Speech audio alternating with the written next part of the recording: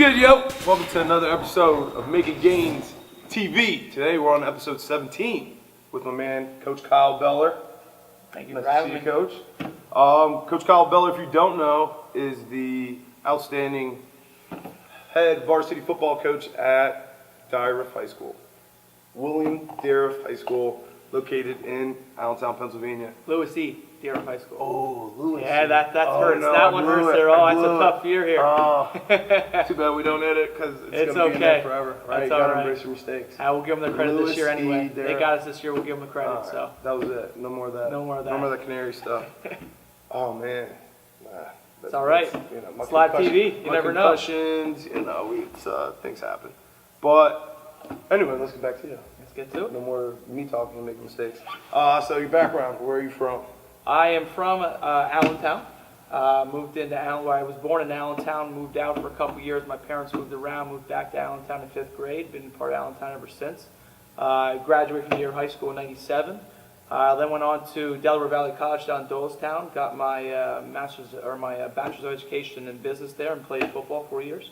4-year starter, senior year captain. Enjoyed my time there. Nice. And then started teaching at Nazareth High School. What position did you play? Played linebacker, believe it or not. Ooh, I like that. Yeah. Undersized, both. Okay. Hybrid. Well, it depends on what year it was. Younger years, I played outside. Then you got lifted and moved on inside and got a little slower. And we put the weight on and go from there. So got to lift. But enjoyed my time in high school and college playing football. Absolutely. Made me who I am, and That's awesome. That is awesome. I didn't know you were a linebacker. I know I don't look like it. I'm so much more intrigued by you now. Oh, you're a big guy. You're like so intriguing already. It's a Dyer mentality. When I was back in high school, and I don't know, my mind, I gotta get issues up here. When I put high school was 180. The most ever weight in college was 210 beginning of the senior year. Then by the time you're done in camp, you're down to 202, 204. And played there. But when I put the equipment on, it was like my battle gear. Yeah. I think I'm like 220, 230. So when I looked at those, scout reports, 230. That's why when I put the equipment on, I don't think they have equipment on. So it was just our mentality that I got, bred into us by Coach Marks, and just coming up through the Little League program those guys that to this day, I don't know, got issues. A couple screws loose. Yeah. I think you got to be relentless in things. I think if you're anything in the box, like tackle, like offensive, defensive linemen, running backs, linebackers, and like that crazy safety comes down and all, like just flies in there.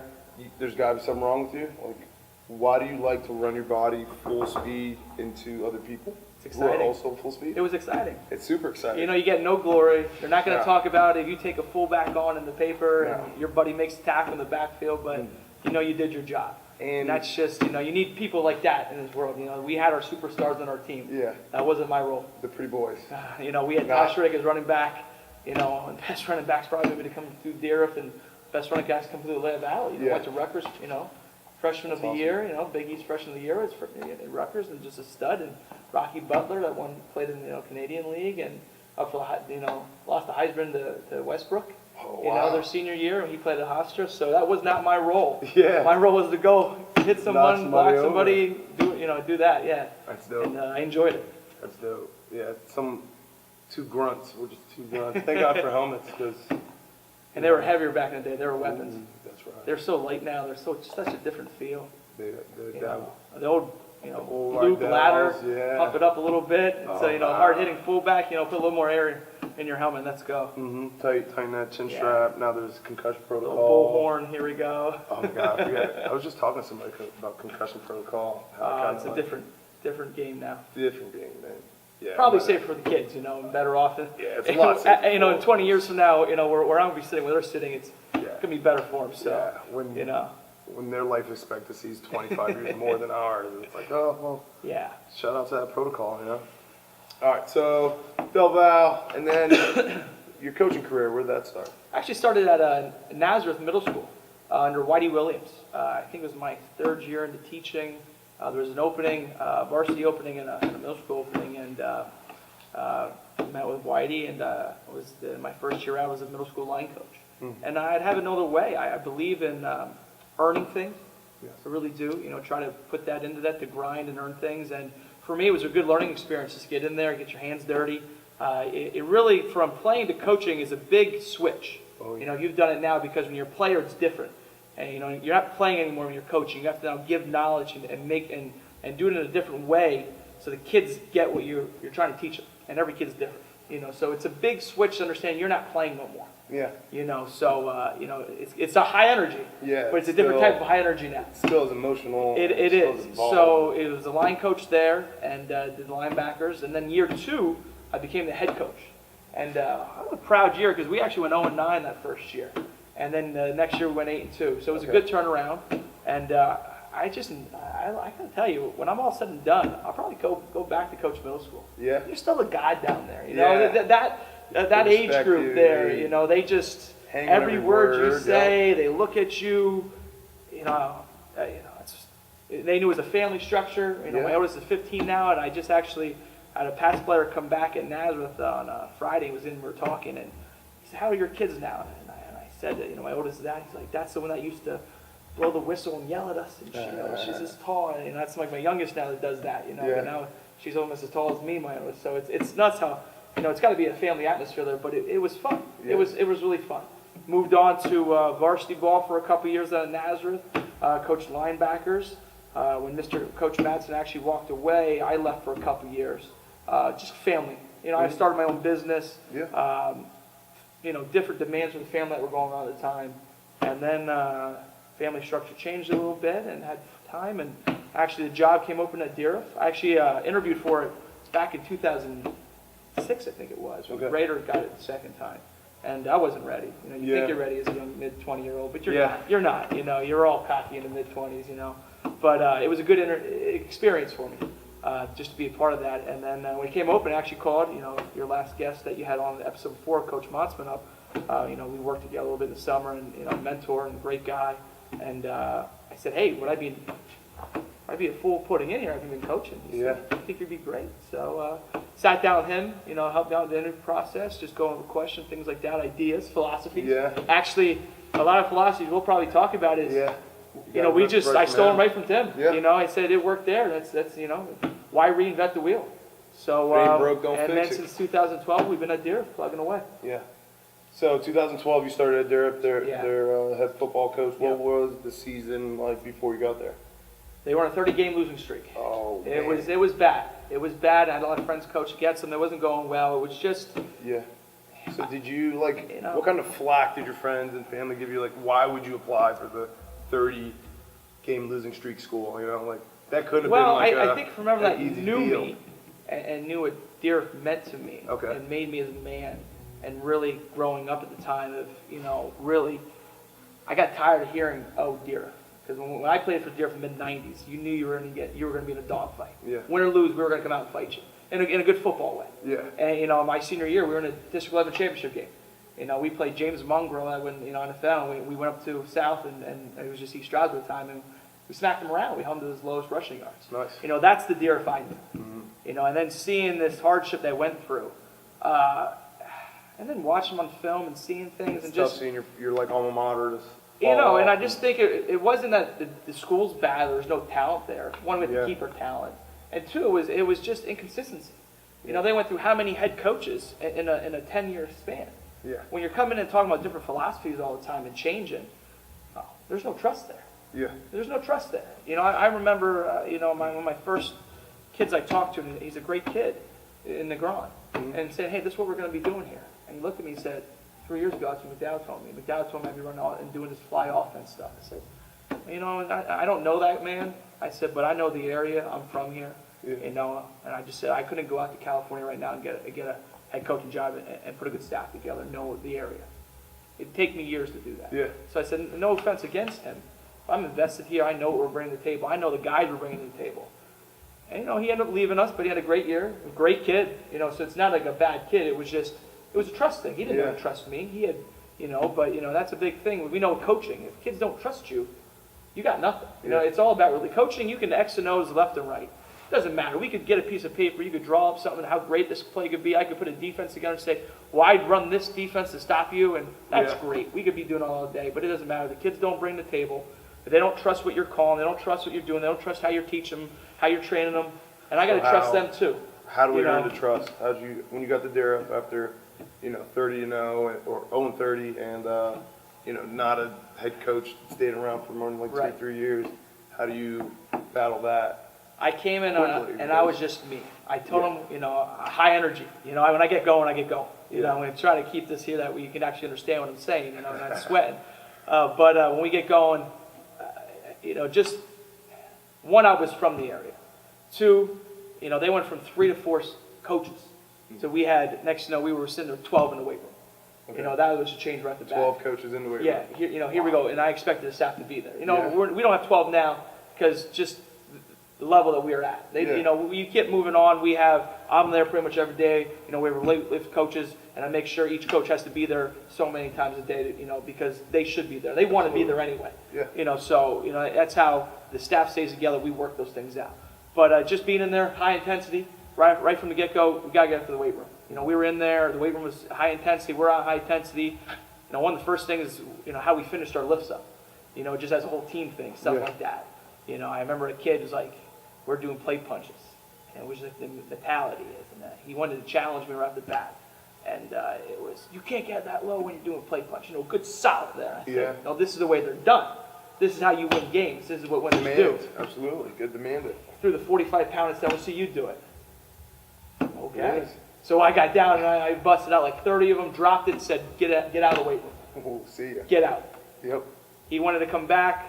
Stopped at the door, said, no, you owe us steps. Yeah. I said, you're out. Another high intensity, older coach, Coach Bernard, said, you're going to earn your way back in this room. Okay. So he didn't want to do it, and we moved on. So right at the bat, it was just, here we go. This is what we're about. In that moment, kind of like stepping up to the challenge and being able to show your guys that you can do. You're not asking them to do anything that you can't. We say that all the time. We say that all the time. Was it almost immediately different amongst your guys, or was it still? There wasn't backlash of other kids walking on or anything. It was, they watched it, picked their weights up, and let's go. Yeah. Whistle was back in my mouth. I'm sweating. It's hot in there, and we're right after. Yeah. We weren't going to make a scene. It's either you're going to be a part of what we're going to do, or you're not. And that's really where we've always been. This is what we want to do, and either be a part of it, you're hopping on that train, or you're getting off it, and we're going to keep moving. And that's just really, what we've been doing to plug away and get this thing going. Cool. So I just really think that's what most coaches do. Yeah. Because that's what you have to do. You got to be, we all talk family, we all talk community, commitment, but you have to do those things. Yeah. We talk about a lot of effort, accountability, and toughness, and you got to do that thing. And for us, if it doesn't come from the top, and it's got to come from me, and it all comes to Husky pride. Yeah. We say it, and everybody has it, but I think we're originals. Fourth quarter originals, and you go back to those things and go back to the history, and I like to believe that when we see what I know, it's been there, and you go look at the history of schools. We're gonna link some tape. You're gonna have to link that after this interview, or that way just rolls with it. Or you just voice over some of your old tape. That's the next project for us here. But so you get there, you start earning trust. 2012, what was the record there? Did we? We went 1-8. We went 1-8. We had a first, couple 8 weeks, and we knew we were built for the future. Okay. We knew that. We actually had a real good freshman class coming in. We actually didn't have a freshman team that year. Our numbers weren't where we wanted to be, and I wasn't going to let 16 kids go get whacked at freshman there. So we brought them up and we said, hey, we knew where we were at. And reality is, and those seniors, they gave us everything they had, and I really, I was proud of them. Mm-hmm. I really was. We weren't ready yet. To play on a varsity football Friday night, it takes years to get there. Yeah. It takes from your freshman year lifting to your senior year and doing it right philosophy-wise, knowing the system you're running and just going there. We're going against some, some real good teams right off the bat. Week 1 we played East, and we actually were on ESPN. We had a wide receiver. We didn't even have a quarterback the first year. We had a wide receiver, Quinn. Now we actually moved him to quarterback, and he did a great job for us there. Threw a ball and it hit the ref and fell over, and so it was it wasn't for like a great it was one of those plays there. And then year 2, week 2, we don't even have our jerseys. I'm calling Jimmy Tillwigger up at PV and said, hey, we don't have our home jerseys in yet because the time we got hired we only had 36 jerseys. And I said, though, we got 65 kids on this team, so we had to go get new home and away jerseys. And he actually brought both of them down. We were warming up without, and then, they got there, and that team was loaded last year. You go back and look at Jimmy's year, that was a loaded team. Yeah. We got better as the season went on. Okay. You know, and reality is, Allen, you know, had a couple wins that year, and we ended up upsetting them, you know, in a rivalry game. Yeah. And, you know, people thought we were going to get demolished that game, and we ended up beating them 10-7, Nice. you know, and we'll go from there. And it was just, that bus ride home was worth it to those seniors. Bananas. That was their first win of their high school career. Yeah. And just On their last game. of their last game, of the rivalry game that they won, that means more than one of those other games that they get to talk about now. They can hold that trophy finally. Yeah. And I got to tell you, I'll never forget that moment in my life of walking in that bus and just the locker room and just the excitement, you know. But what it did for our off season, because we got that one win, and you know, our younger guys won some JV games. Yeah. And we, you know, and then we were building with that. And the whole staff would be, you know, all our staff would be in the JV games. Yeah. You know, we knew that, but for them, half of them played that last game.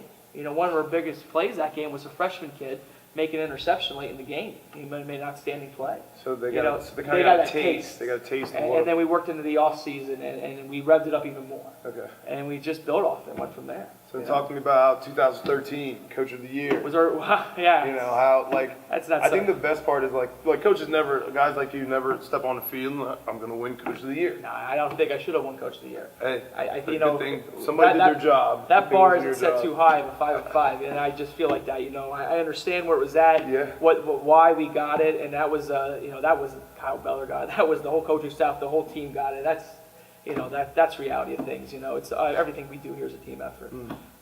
So that was I think we underachieved that year. I thought we should have been 7-3. but if you You know, think reality about of it, things, you know. So, but you know, we were in. Give yourself you some know, credit. Give we, yourself you know, some credit. Heck, From that year you were 0-30, coaching at Freedom. I was. And you were undefeated. You were putting 35 points on the board, and I think you guys gave us a run that game. we were up 7-0 half, 14-0 going to the fourth. You know, that's yeah. the you know, score doesn't tell it all. Yeah, You know, the it was score doesn't 21-14 tell that it all. final. You know, you guys. I'm not gonna lie to you. Since that game on, when the ball gets kicked out of bounds, we're taking it 35. Now you probably No don't more remember, re-kicks. like I remember everything. You know, they convinced me in the headset. I got talked into re-kicking it because we did early on, and we got a good return when we did.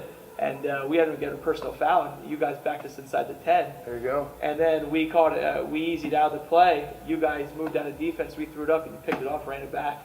And it was like a big game changer there. Yeah. I still want to know about that phantom holding call they called on our right guard, though. We were going down to tie the game up, though. I don't know about that. I don't You know? believe in any referee. I don't know about that I will one, side though. with you. It's probably bad. It probably was a We bad run it down call. to 15, and there's our right guard Yeah. fell over out of his stance, and they threw a holding call on him. I don't know about that. If you know anything about my career and referees, I'm just not a fan of them. So you know, I think. But it is what it is. I fully believe referees. But get calls wrong we've a lot. had a bunch of those close games like that. Okay. We're still waiting for that program to win because Yeah. you know, you guys were in districts last how many years when you were there, and you know, we got to get over that hump. We're still working on that hump there. So, but think about it, like, you know, making gains from 30-game losing streak to, you know, snapping it, and then We've been around 500 the last couple you years. know? Yeah, But that's, on that borderline. it doesn't feel like a great deal, but like to, you know, to talk about the actual minutes and the plays and the stories of each game, like that's kind of deserving of it, right? Like I'm not gonna try to convince you that you did great, like 'cause you did, and you're too humble to, so we're not gonna get in that argument, but that, like, that's gains, and you're on the show to figure out what kind of stuff happens to make, you know, a program where kids don't really get to play in the youth program, right? There's not like a huge feeder program. There's not 6 and 7 teens at all graduate to a middle school program. Not like and it then used the to middle be. school program Yeah, comes to you, and the know? middle and the youth programs are different. That it's that open enrollment. Yeah. You know, where I remember when I played there, I knew the kids I played with, they were going to go to Deer for Allen, most of them. And you know, we like to think we get most of the kids, but really, even at the youth level, so many youth organizations have folded throughout the valley. Yeah. That there's limited amount, and then you get the quality people that people flock to certain ones. Yeah. And we see that down there, and they do a nice job. You know, so we have our East Side or Mountainville, and that feed into us, and then we have our middle school program that does a nice job feeding into us, and things like that. But where it was throughout everywhere, really. Yeah. You know, it has actually lost numbers. Unfortunately, at all youth level, you know, throughout the valley, just down to inner city thing that, Yeah. you know, we get, that's definitely changed. But no, we get our kids coming in. You know, you asked the question of how you make gains. Yeah. Well, it's got to start at the top. They have to trust you. You can get that there. But they got to, you know, you got to be willing to commit. and be accountable, and to come on in. Come on we got in. the next people coming in here. Oh, wow. That's a strong knock right knock. there. I That's think a I knew strong. it is. Everything I'm you told me. That's a I'm strong moving person. I frame. like that. Yeah. Watch out. Don't get you. The kids got to be willing to do it. Yeah. They got to be willing to buy it. And once you break that wall down, that they see you're for real, and that you're there every day, that you're driving the vans around, we're buying peanut butter and bread. We got 2 brand new weight rooms. We've been there. They're out in the hallway with Obi, and the whole staff last year whole coaching staff's there on a Wednesday night. Right, those guys are working in the hallway, and we're putting the weight room together. Yeah. It means something. That's one of my favorite stories. Yeah, the kids are sticking their heads in, and they're excited. Yeah. Christmas. It is. One of the best Christmas we had a stories. booster, Mr. Mark Howard, that stepped up, that gave us a nice donation, and we went out and found the right things at the right price, and we have a whole new weight room. We got 12 racks in there. We got 6 double racks in there, so 12 stations in there, 12 new benches and new bars, and you can't beat that. We don't need fancy stuff. It's never been us, but it's what we. And then there it is. There's staff, and everyone's getting after, it, and they see us there, and they're out working, we're working, and they just know that we're there. We're all in. Yeah. We just ask the same thing from them, and we've really been getting it from them. Yeah. I take attendance every day, and every day I know where these kids are at, and we have our kids that are there every day, and then the ones that aren't there, they're all accounted for. Yeah. Not all. I can't say all. Yeah. And when they're not accounted for, they know I'm coming after them. Now I wish I was in the building, I could come after them even more. Yeah. And that hurts a little bit there. But the next thing you know is a guidance counselor calls them down, a teacher calls them down, Mr. Riddick, the AD, calls them down, and there I am on the speakerphone. Hey, where you been? What's going on? Or next thing you know, I'm showing up at their house, or we find ways to get after them, or I send kids after them. Because really, reality is, you can do so much as a coach, but as the players police themselves and make each other accountable, that's the final step that we're getting to. Once that happens, that's when you turn the corner. When it doesn't have to be, oh no, I can't let coach down. It's, hey, where are you going? Get in here now. I can't let my fellow teammate down. And that's what we're working to get at. So we're what close. do you do to kind of give them back their power? Are there any, so what we did at Freedom, we created weight room teams, and there's captains for those guys, and then, they compete and they do different things, and there were times where in our weight room, the team was in their smaller teams, and they were going nuts against each other, and I'm like, I can't wait till we play someone with different colored jersey. If you guys just turn this on there, it's going to be over. So that kind of helped us build leadership through it. Absolutely, and actually, Tim, we sat there, and actually, we didn't set the teams. We don't have official teams. But when I walk in the weight room tomorrow, I know when I walk in there, I know who's going to be at what rack and what player's going to be there. And they've almost set their own, in a sense, without even knowing. We don't even talk about that. And it's really like you see the lineman lifting the lineman, the skillets and that, and different classes, And when someone's missing that group, I don't go after that kid now anymore. Yeah. I say, where's he at? And then when January, I don't know. I saw him this. He told me that. Why do you accept that answer? Yeah. I want an answer by tomorrow, and you got to let me know. Just that simple. Yeah. And next thing, that kid's gonna wait tomorrow. I don't have to say anything to him. So that's what we've been really working at. So now when the kid's not there, I've been trying to give them power without even talking about it. Kids, they're different this day with things like that. So just kind of trying to force them to hold each other accountable. It's like the toughest job is making them be comfortable being uncomfortable. Yes. Yeah. I hated losing, so I didn't care who I had to go get out of class, or I didn't care who I had to I remember smacking a kid once as a high school player. He wasn't running hard enough, so I kind of smacked him. I was like, get up. I just now can't watch that. Now as a teacher and a professional, we can't say that's okay. That wasn't the right move. But as a football coach, 15 we years would later, definitely discourage you ever striking anybody like that. But to get on them, we understand the philosophy behind it. A little more encouragement. It's old school. Out of me, and nothing wrong with being a little old school with that. People talk about old school as being a bad thing and looking at it. It's not. Because an old school work ethic, nothing can beat it. Yeah. That's just reality of things. But because of me, my career, football was the only place, the first place I had success, So, if you weren't ready to go shine and win, then you have to get away from it. So I think, I feel like a lot of players, might be the same essence. Like you said, those seniors left with their first career win, and, granted they might be great students or not, or they might be, great at home or great jobs, careers, like high schoolers.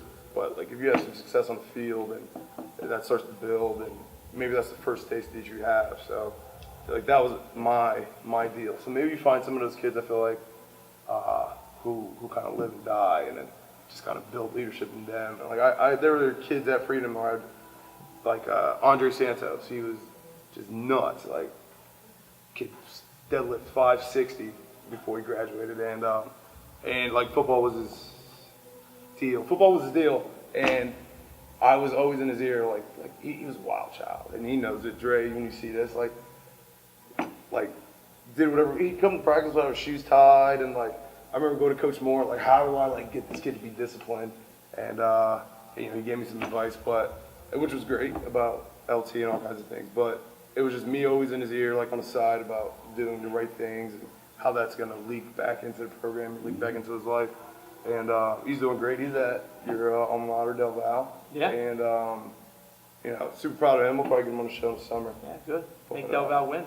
But like, keep it going. It's crazy how you can like instill some leadership and you're doing a great job of it. You already know. But that was just my little piece of advice. I felt like find a kid who's just living and breathing and like that's his deal, and make sure make him get comfortable. We have a couple of them this year. Good. We actually had it was funny because our one coach that's in the weight room every day, we have a player without saying who it is. He's got to earn the right for his name to be out there. Yeah. He's like, I don't have a life. I go to school and I lift weights and I go home and my friends. And I don't do a lot. That's it. I said, no, that's a great life. That's a great life. Yeah. Just lifting, just school, just football. Nothing wrong with that. You're not getting in trouble. Yeah. That's what athletes do. You know, but you're a professional. Yeah, and football is just it does so much wonders for people. Yeah. Confidence-wise, you know, and it starts in the way we see kids in the weight room, and you've seen kids in the weight room. You probably are the same way. You're in there, you start off your week. You know, most likely, and next thing you know, you start getting some gains, that confidence level, and what does that do? The sleeves come off. Sleeves come off. You start feeling good. More weights come on. Yeah. That's great. But what does that do? Next thing you know, your grades go up because that confidence level. Teachers talk to you a little more. Yeah, you raise your hand in class. Now you get involved. Yeah. I see it with my own son. He's 11, and just what football did for him this year, of his confidence level to his grade, and to his grades in the classroom. You know, and I see it to these players, and we have study hall twice a week after school, the whole year. We have two academic advisors that monitor kids. That's because awesome. we need to. Yeah. You know, and we got to keep getting better at what we're doing with that because we need kids to go to college. We need kids to be successsul. So that's the next point because we're going to be here all night because that's what coaches do. That's what we do. If there was adult beverages, this would be up till Tuesday talking. But so now, what kind of men do you want coming out of? Like, not football players, what kind of men do you want leaving your program? You said you want them to go to college. Yeah. You want them to be doing good in school. What kind of success stories do you have of the guys leaving your programs coming back? What kind of men I want coming out? I want hard-working, respectful men that are going to do the right thing when no one's looking. That's what we want. That's what we're trying to breed. Because if you do that, it means you have integrity, and it's going to go a long way. Yeah. You know, with that, we want to be problem solvers. We want to be thinkers, because we know where that can take you. Problem solvers. You know, we want kids to go to college. Especially, you know, I think maybe enough in inner city, in schools and out, we don't talk about different careers out there enough. And I think that's such a big thing that this year we are instilling into our program. I mean, I'm kind of giving you our pregame spring ball May speech that we're going to introduce to the kids. Yeah. We have another coach on staff that's a counselor that's specifically going to bring, you know, kids that are going to be this year, the kids are going to be seniors, and just sit down and talk about careers. You know, my parents were hardworking, blue-class people. We didn't talk about careers. Well, you got to tell these kids, like, I didn't know. You don't know what's out there. You can work from home and make, like, 6 figures. Like, oh, yeah. Like, my wife kills it. And, you know, she's done by 2. And I'm like, yeah. And I mean, you know, and I love what I do. I'm here 16 hours a day. I'm like, why didn't anybody tell me this when I was in the hood? I would have worked and been out of class. We knew what we saw. We saw, you know, my side business, a blue-collar job. Yeah. You know, that's what we grew up with, you know. Working since I was 12 years old, delivering papers, you know, watching my parents work on factory lines, maintenance people, construction people. That's what we knew. Yeah. You know, one of the best things we do is we sell patron cards. A lot of schools do. We go out there and get this, and we make the kids sell them. Yeah. And we'll go to like grocery stores and get things, or we'll go door to door with their jerseys on, and they're shy.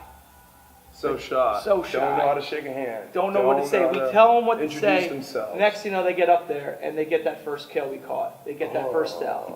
That's awesome. And you should see their face. They come back.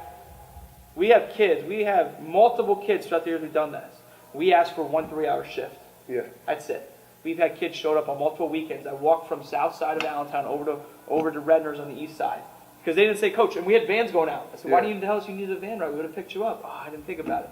Dressed up, ready to go, because they just wanted to go do it again. Now you're talking about sales, you're talking about finance, you're talking about good paying careers. That's awesome. They never done that before in their life. No. They talk about it, and next you know, they start talking about it. Then the next you know, it comes a competition. Yep. Who can sell the most cards? And now they're competing against each other. And we just sit they're back. a football enterprise. And we just You're sit like back and watch it. You're the Husky on Wall Street. And now we've got kids going to college for, finance and sales now. There it is. We got, kids at Lehigh. No one talks about, oh dear, 2 kids went to Princeton last year. We have a player at Lehigh that was just trying to team. They don't know about this stuff that they're going out there. No, we got kids that go. Get your Instagram going. These are the things I'm down on Instagram. Yeah, I'm more of a Twitter, Facebook guy. But the Air Force, ROTC there, #1 in East Coast. No one talks about that stuff. There's you don't need to go to college. Yeah. We know America is missing that skilled labor that you can make good money at. But we talk about those things, and we talk about college because we want our kids to go. Be successful, come back to the community, give back to it. That's awesome. And next thing you know, they're breeding success, and more kids are seeing that. There's more role models. We go down to youth program and talk to them. Kids go down and talk to them, and they come up to youth night. They come up and see our players, and like, oh, I remember that kid being down there, and then they come up and they're playing for us, and it's that cycle. You just want to keep rolling. Sweet. And that's a consistency that we just try to keep there. Yeah. And that's how you get that stuff going. And we're not there yet, but we're going to get over that hump. Once we get that win and we get that, I feel good about these crew taking that next step. Yeah. I'm hopeful, but I don't make predictions no more. I thought that last year and it didn't go so well. So I don't make predictions no more. No so more what are the predictions. goals this year? Wrapping up, goals and shout outs. What do you no more personal goals, team goals. Which one's all of them? As a coach, I'll start personal goals first, even though let's talk team goals first. Actually, team goals first is the bond from now until August and through August. Really, watch that team mold them and bond. That's your first team goal there, and go be successful in the football field. And when I mean successful, I'm talking about playing as a team. We'll talk about score later. If we do what we're supposed to do, that scoreboard takes care of itself. Yeah. I think we focus too much on the scoreboard. Alignment and assignment. Yeah. So let's talk about just being a team and bonding together is that ultimate goal there. And then the wins and losses, we do that. They take care of themselves. So we're not talking about this and that and playoffs. That's got to be the #1 goal. The little things. Yeah. Doing your best, the little things. And it's got to start day 1 of practice, and from there. And that there becomes my job. My goal is to bring the high energy back. I didn't do a good job last year. I stepped back from coaching position. I stepped back, and they took my attitude on, and that's not who I am. Yeah. And when you self-evaluate at the end of the year, you got to be hard. You got to be truthful and hard, which people don't like to do these days. And I sat there for that good month, and every day I got notebooks of going on. How do we improve that? How do we get after it? And I'm gonna get a high energy again. Cool. And from there, I want that team to take that personality back on them. Yeah. I'm gonna help out linebackers get in, and it's go time. Yeah. I can't wait to get back in. I can't wait to get some drills, get back drills, this drill, let's go. I'll be cut because I'll be in there, ripping and shedding, and here we go. Yeah, and that's who I am. And if I do that, the coaching staff will do their job, and everything will take care of itself. With that being said, next thing you know, I need an academic vibe to be high energy after those kids too. Hold accountable in the classroom. Because if they do that, gets to be contagious. I don't care what school you're at. When that football program succeeds, that school's a different place, and that's everywhere across the board. I've seen it at Nazareth. I've seen it at Deerfield. I've seen it at other schools. I've seen it at Del Val. Yeah. You see it. It's just you've seen it too. You know how it is. So that's got to be the ultimate goal. Wins and losses. We'll talk about them after the season and come back and enjoy the journey. We'll talk about the journey after the season. Good. Definitely having you back on the show when we get more memory on the camera. We got some shout out now. Absolutely. Absolutely. We'll save you for last. Thanks for having us. I enjoyed talking football. And shout outs. You get 2 more minutes for shout outs. First of all, I got to shout out to my family and my wife for letting me do this and be in the support system. It holds the family together. Thank you for my kids for missing time, even though for it. They know anybody. I still coach for kids around all the time, but you got to thank the family. It's just the most important. And I thank my coach's family and my coaches also. For there, I thank the administration. I gave me the job there, and back us all 100%. And then to all the families and the kids out there, showing up every day, doing what we need to do, and to the Alumni Association and the boosters that back us, and to all the fans. And to guys like you, you know, guys like Coach Monsman and all the other coaches I talk to, and I'll call up throughout the season and get advice from. You Sometimes know, it's just good venting. Like, yeah, just hearing ideas. Yeah. You know, so really a Collaboration is shout out key. to everyone that's a part of what we do. Yeah. You know, and it all starts at home. We know that. Yeah. You know, so you know that's the most. You know, shout out to my wife. Yeah. You know. Shout out to Bay. All right, Coach. Hey, thanks Keep for having me. I making enjoyed it. gains. It's been Thank you fun. so much. Absolutely. You keep making gains too. Hit that thumbs up button as hard as you possibly can. Subscribe to the channel. But for now, signing off from Making Gains TV.